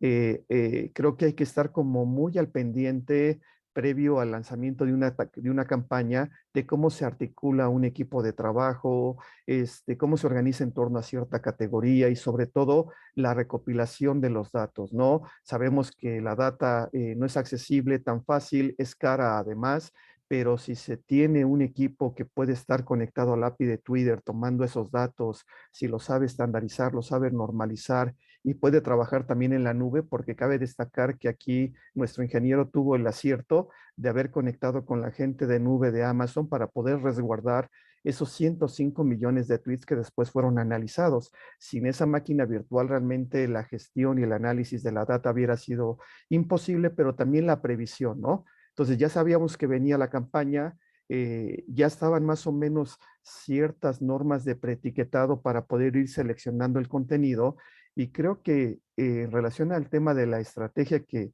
tienen ahora quienes gestionan las campañas electorales, pues se pueden generar, ¿no? Una serie de tableros, ¿no? De estos dashboards para ir midiendo en tiempo real, como lo hacen ahora una gran cantidad de estrategas digitales. La campaña me parece que de Donald Trump, ¿no? Fue evidente de que estaban operando de esa forma en tiempo real, ajustando los tweets, haciendo microfocalización y segmentación de los usuarios para o reforzar algunos puntos o restarle al candidato adversario, ¿no?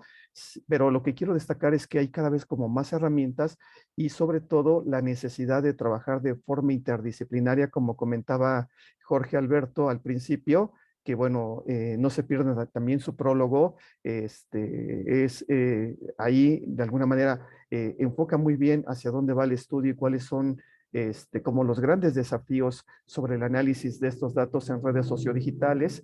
Algo también que puedo apuntar es que cada red tiene una propia naturaleza, una propia dinámica, y creo que ahorita, bueno, nos hemos enfocado particularmente en Twitter, pero parte de la metodología se puede trasladar sin problema, por ejemplo, para analizar Facebook o analizar Instagram o ahora TikTok, que está teniendo una relevancia muy llamativa, ¿no? Sobre cuestiones políticos sociales, ¿no? pero creo que sí es importante sentarnos a discutir estos temas y sobre todo, reitero, la planeación creo que nos puede dar un plus fundamental y la capacitación del equipo. No sé si mis colegas quisieran, Cintia, añadir algo sobre esta cuestión, sobre esta pregunta. Sí, Gracias. bueno, es interesante porque siempre los tiempos de la academia son diferentes, ¿no? A los tiempos del campo laboral, sobre todo en comunicación política y tratando con redes sociodigitales mucho más.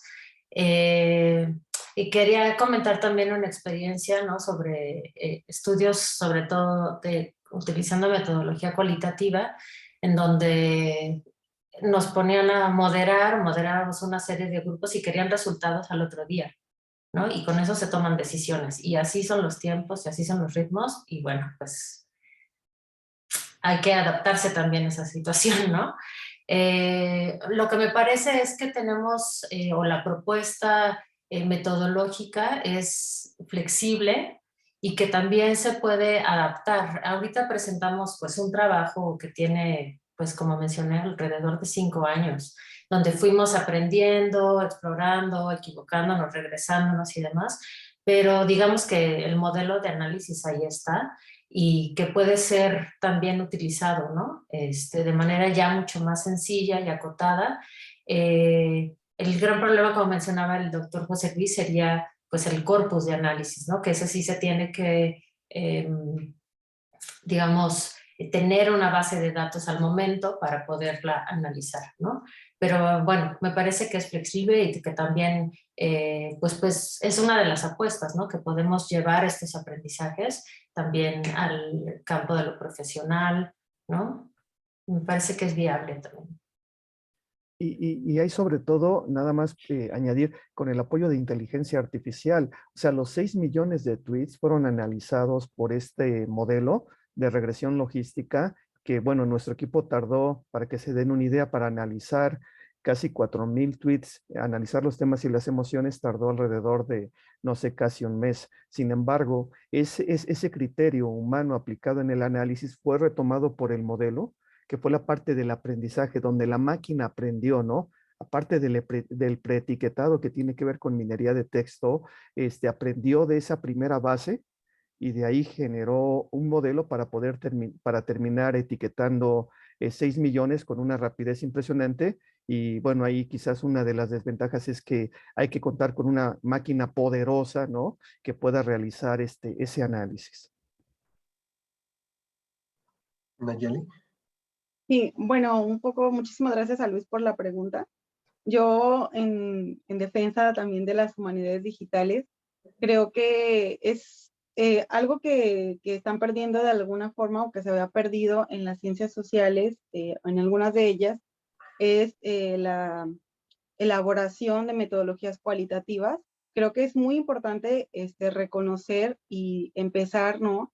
A esto mismo, reconocer cómo estamos hablando y para qué estamos hablando. Porque, como no me dejará mentir el doctor José Luis, nosotros en un corpus pequeño, o sea, a través de la definición de la identificación de patrones y demás, hemos constatado que en un corpus pequeño nos da como la misma información que un corpus de Big Data, ¿no?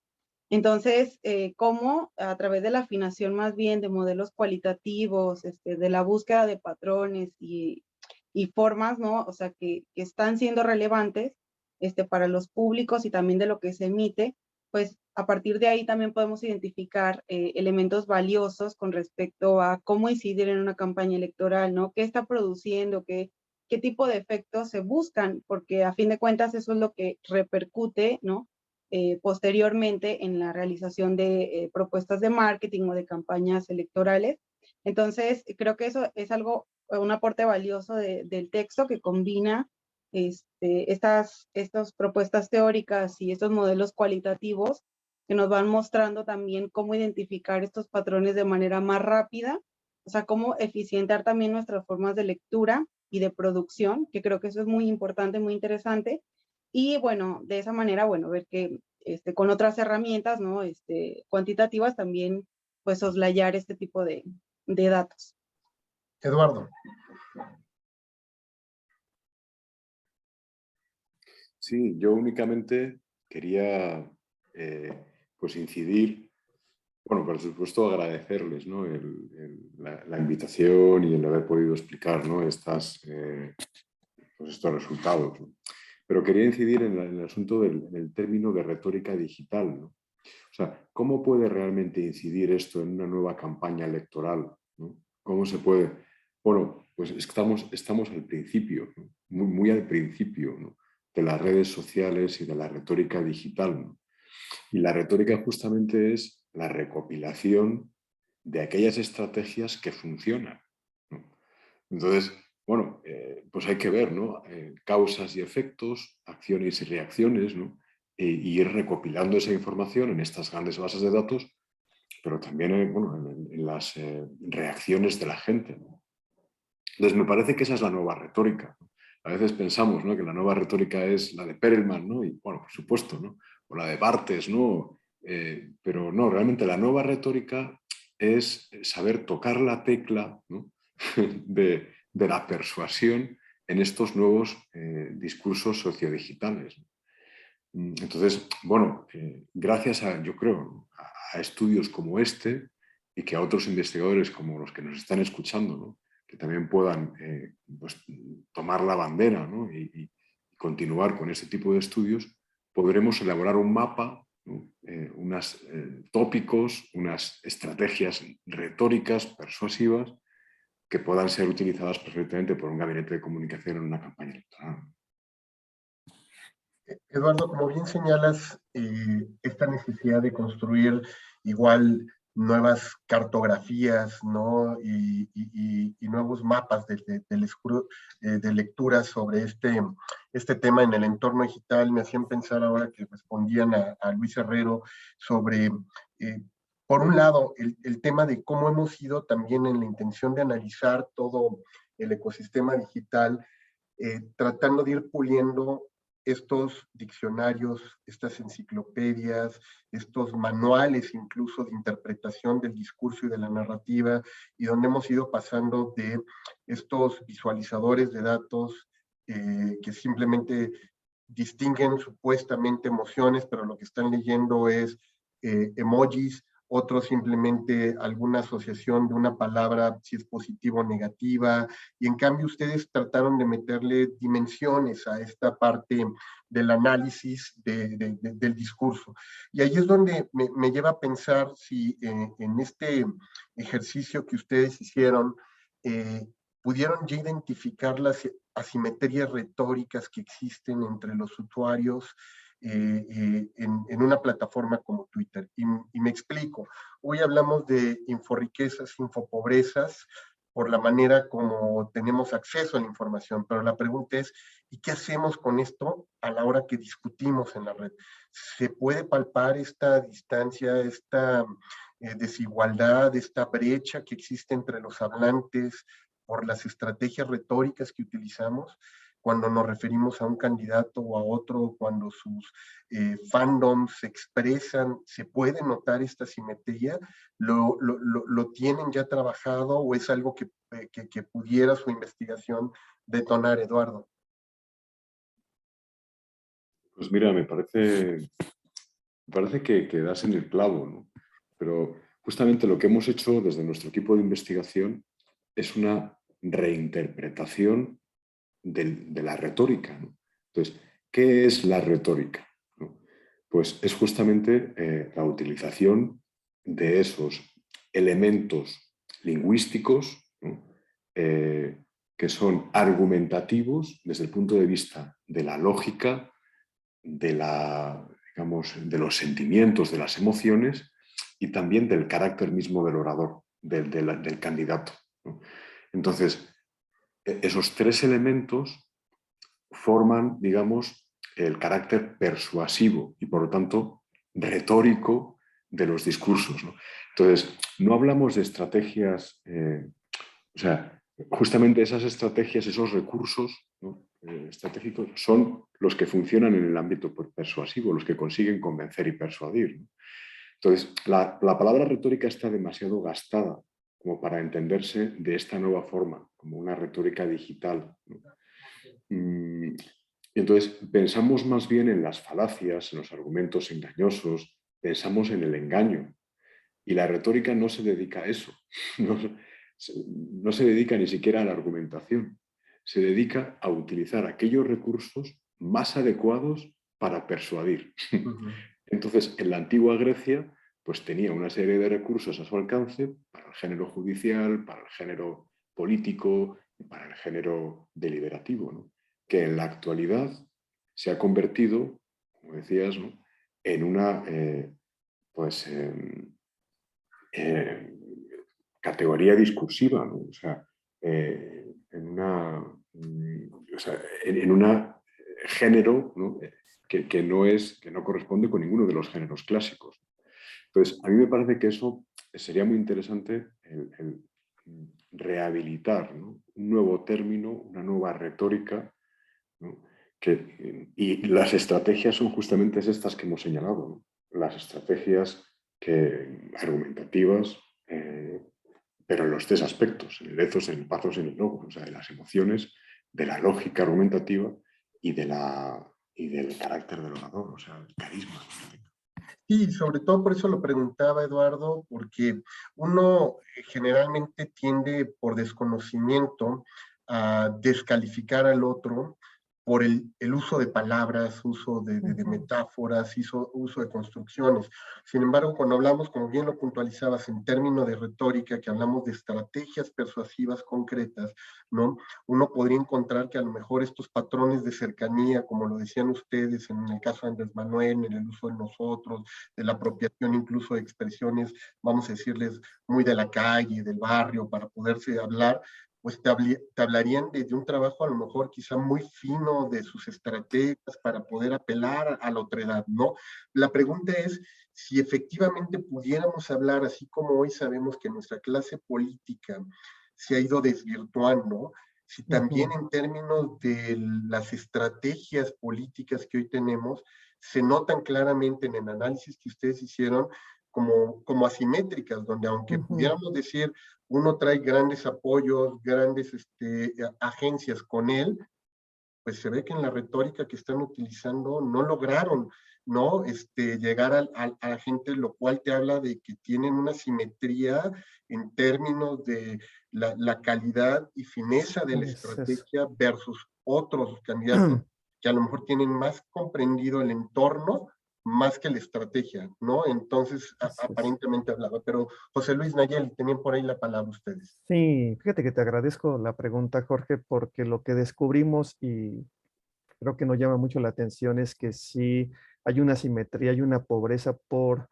en un primer momento, el interés sobre información política, ¿no? Digo, no es gratuito que de 105 millones de tweets, después de eliminar el filtro de bots, el filtro de duplicados, pues casi nos quedamos con alrededor de un 10% de tweets relevantes. ¿Y a qué me refiero con relevantes? Publicados por los usuarios que causaron algún impacto en otro usuario, que este usuario consideró digno de compartir, de comentar o de darle al menos un like, ¿no? Entonces, bueno, de estos 5 millones, que 6 millones hayan pasado el filtro, ya por ahí es un primer dato interesante, ¿no? El segundo punto que descubrimos es que realmente casi toda la conversación, desgraciadamente, se centró en un tópico que fue debate y campaña electoral. Y dentro de ese tópico, el tema hegemónico fue la descalificación, el ataque. O sea, creo que lamentablemente se sigue viendo a Twitter como una especie de espacio donde se da una campaña, una pelea campal, ¿no? Donde hay trifulca, donde hay escándalo, donde hay hay un gran combate para defender o atacar un candidato, pero creo que sin falta de argumentos relevantes, si no ya me desmentirá el doctor Eduardo Fernández, ¿no? Creo que ahí estamos hablando más de una brecha de acceso a las nuevas tecnologías, una brecha cognitiva sobre conocimiento en torno a la comunicación política. Y creo que es parte culpa de los propios candidatos, ¿no? Que no abonaron al diálogo, que también emplearon las redes para golpear, poco argumentar, poco proponer, había muchos qués, pero pocos cómo, ¿no? Y sobre todo poco diálogo. La gente sí trataba de preguntar, más allá de las denuncias, oiga, ¿y usted cómo le va a hacer para esto? No, explíqueme si realmente tiene una idea clara del modelo económico que usted pretende para llevar al país a tal cuestión, o cómo va a resolver el problema del narcotráfico, o el problema de salud, en fin, el problema educativo, y hay una gran cantidad de asuntos ahí pendientes que realmente no daban respuesta, ¿no? Creo que es una cuestión más bien de carácter espectacular, ¿no? Donde, híjole, esto llama mucho la atención, se vuelve de pronto viral y después pierde esta fuerza y viene otro tema y viene otro tema, pero creo que ahí tenemos ese asunto pendiente todavía. Y que al final podría ser también la misma estrategia, ¿no? O Así sea, es. que te quería generar Nayeli. Sí, doctor. Bueno, muchísimas gracias también por la pregunta. Creo que esto nos da para hacer como una tesis doctoral, porque sí, justamente hay muchísima información con respecto a las simetrías y asimetrías. Por ejemplo, hay algunas simetrías globales, que eso también es interesante. O sea, el discurso se está globalizando y muchas de las técnicas y perfiles enunciativos, estrategias o usos axiológicos de la palabra, etcétera, se replican en otras partes del mundo. Entonces, quiere decir que por supuesto se están replicando porque están funcionando a través de las audiencias, ¿no? O sea, retóricamente sí están cumpliendo un papel efectivo, ¿no? En cuanto a la parte del discurso. Por otro, en la generación de los perfiles de identidad, como señalaba algunas otras, otros recursos interesantes, por ejemplo, no apelar tanto al uso de hipertextos, sino más bien de intertextos, ¿no? Que ya nos muestra desde ahí un ocultamiento de cierta información, de la reposición del dato por parte de la audiencia. Y también algo interesante aquí es que, como señalaba el doctor José Luis, el corpus al final que nosotros seleccionamos para la parte cualitativa, pues justamente es el corpus que las audiencias ponderaron como lo más relevante. ¿Sí? Entonces nosotros estamos analizando lo que para las audiencias fue lo más importante durante toda la campaña electoral, ¿no? Que eso también, pues, creo yo que le da el plus a esta parte del trabajo. Y por otro lado, hay bastantes asimetrías que se pueden entender. Por ejemplo, usos de la formalidad o informalidad.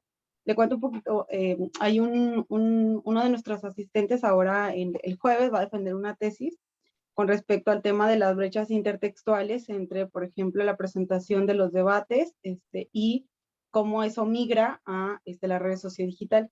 Y aquí vemos ya el papel de los mercadólogos y de las personas que trabajan en la comunicación política, porque así un dato que no está en el libro, pero está en esta tesis, es de Luis Fernando, es que pues los políticos no hablan como escriben sus o las personas que ya publican en redes, ¿no? Entonces eso también es interesante, que no los están entrenando en las técnicas retóricas para coincidir, o sea, hay una simetría discursiva en esa parte, por ejemplo, en el uso de la persona, ¿no? En los debates se hablan del yo, hay un yo reiterativo constante, y en el caso de las redes hay un nosotros, ¿sí? O sea, ya hay una técnica aplicada que funciona y que está migrando a otro espacio.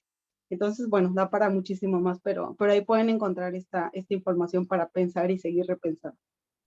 Pues aquí han llegado algunos comentarios y felicitaciones por el gran trabajo que han hecho. Gerardo Rivera del CIE nos dice excelente trabajo. Por acá también les felicita a Melissa Saljol, dice excelente labor de investigación. Aquí mismo Luis Herrero nos puso en el chat, muchas gracias por la respuesta y que sigue este tipo de trabajos que aportan mucho. Coincido en que estamos al principio de esto y el potencial es muy amplio. Carla Hernández nos dice, buena tarde a todos, yo solo quiero externar una felicitación al trabajo de investigación, a las personas que lograron que se cumpliera. Sin duda, trabajos como este invitan a los estudiantes a incursionar al mundo de la investigación y a profundizar en el conocimiento, por tanto, a aspirar a un posgrado que permita esta temática. Y yo para ir cerrando un poco, también me hizo pensar mucho su investigación en que hoy la gran crítica que se le está haciendo a la colonización del dato es justo los sesgos que pueden traer el desarrollo de los algoritmos. Entonces, a mí me gustaría preguntarles sobre todo en este ejercicio autocrítico, ¿cuál sería el posible sesgo que a lo mejor tuvo el desarrollo del algoritmo que ustedes tuvieron y que ahora están afinando para evitar que en futuras investigaciones o en la segunda etapa de este mismo proyecto pueda repetirse? Sí, fíjate que sobre ese tema sí tuvimos una discusión bastante interesante entre colegas del ámbito de la comunicación política, de la mercadotecnia y de la ciencia de datos.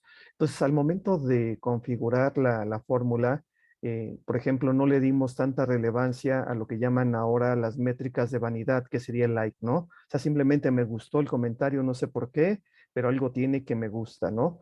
Y luego el otro apartado que tú comentabas sobre la resonancia. Me es tan importante que lo quiero compartir con mi red. Entonces le doy un retweet, ¿no? Y el último punto de la fórmula tenía que ver con quién comenta ese tweet, ¿no? Entonces sí, aquí cuando estaba mostrando Nayeli parte de la presentación que elaboramos un poco, había un aspecto que identificamos de las publicaciones de los candidatos más comentadas, más retuiteadas y que generaron mayor número de me gustas, ¿no?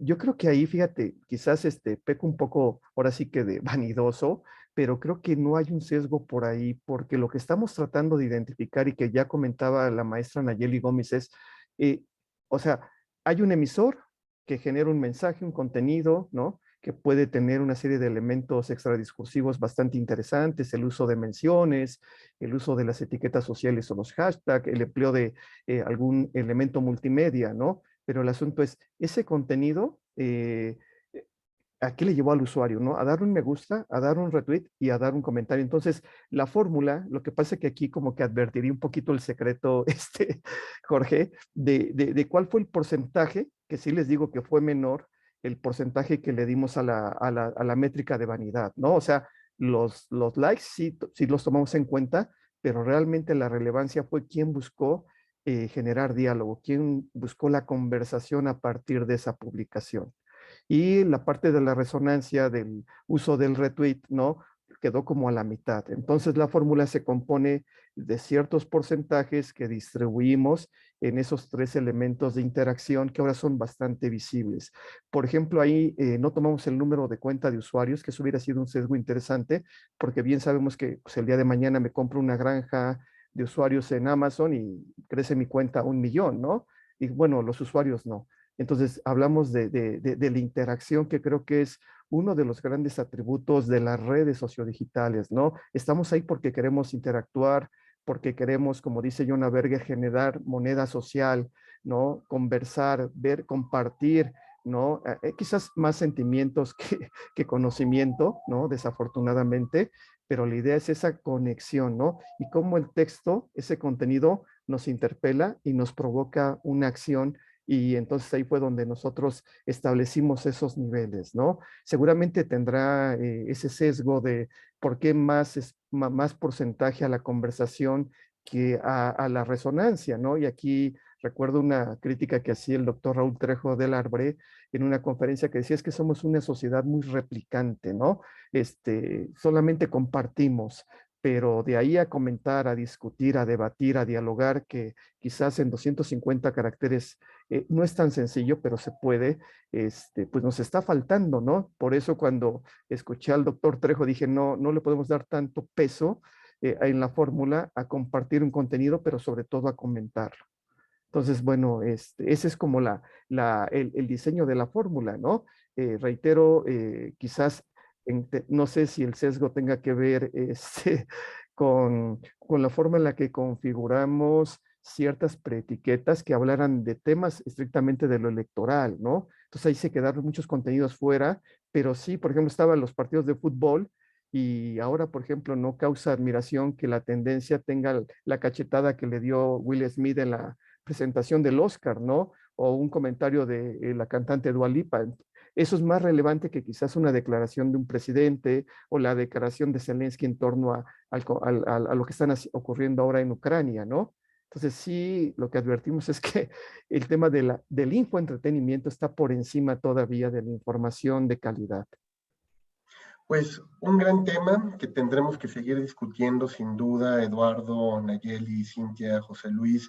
Habrá que después meternos a revisión profunda de qué tanto nuestros programas de posgrado están generando expertos que puedan sentarse a hacer este tipo de trabajo inter y multidisciplinar, ¿no? Sobre todo cuando estamos formando investigadores en solitario, que se acostumbren a trabajar la tesis ellos solos y cuando mucho con que los apoye un director o un lector, pero ustedes nos han puesto en evidencia que si no trabajan programadores, diseñadores, visualizadores de datos, analistas de datos, con gente que sea experta en lo cual o en lo cuanti, pues no podemos. Así es que pues yo quiero agradecerles profundamente, agradezco también a Ana Teresa López que nos estuvo apoyando ahí para que se pueda hacer la descarga del libro, para quienes estuvieron asistiendo el día de hoy tengan la posibilidad de revisarlo, ya lo estaremos compartiendo también con todos nuestros alumnos de posgrado porque consideramos que es un texto relevante, una discusión que se tiene que llevar al interior del aula por muchas razones, ya lo decíamos, desde lo metodológico, desde lo teórico, desde la manera como se están construyendo nuevos indicadores de medición y evaluación, sobre todo de las estrategias de comunicación. Y pues yo quisiera, en nombre de nuestra facultad, pues poderles hacer el día de hoy una entrega, aunque sea en modalidad virtual, de tus reconocimientos y sobre todo que este reconocimiento virtual que hoy quisiera yo otorgarles pues fuera también el pretexto para que próximamente puedan estar aquí con nosotros compartiendo el espacio, si es posible físicamente. Eduardo me va a decir, pues sí, cuando me mandes el boleto, encantado, me doy una vuelta por la Ciudad de México, ¿verdad? pero bueno, si no, por lo pronto que sea, como decíamos, en esta modalidad y estar siempre recibiéndolos aquí con mucho gusto. Así es que, maestra Nayeli Gómez, muchísimas gracias, maestra Cintia Cerón, doctor Eduardo Fernández, doctor José Luis López Aguirre, muchísimas gracias a los cuatro por su participación en este webinar, presentación del libro La retórica digital del discurso político electoral en Twitter, un análisis de letos, patos y logos. Fue un honor tenerlos aquí en su casa en la Universidad de Anáhuac.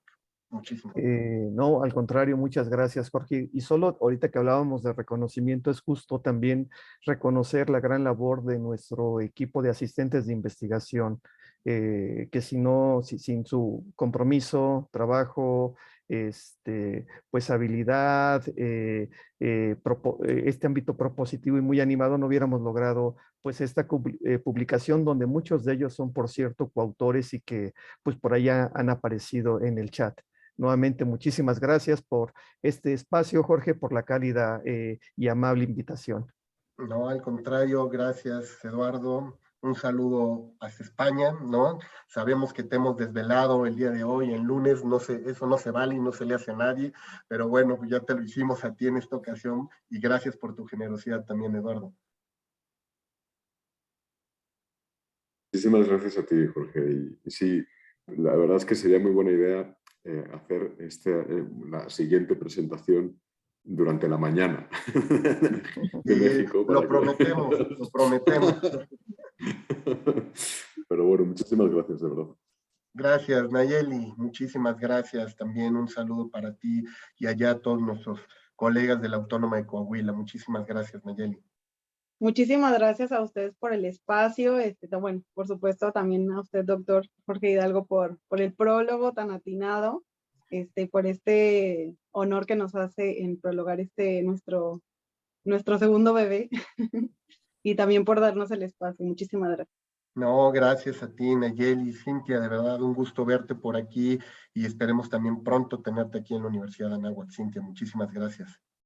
Muchísimas gracias, doctor. Es un honor estar aquí compartiendo con ustedes y pues nada más recordarles que en el chat está el link para la descarga gratuita.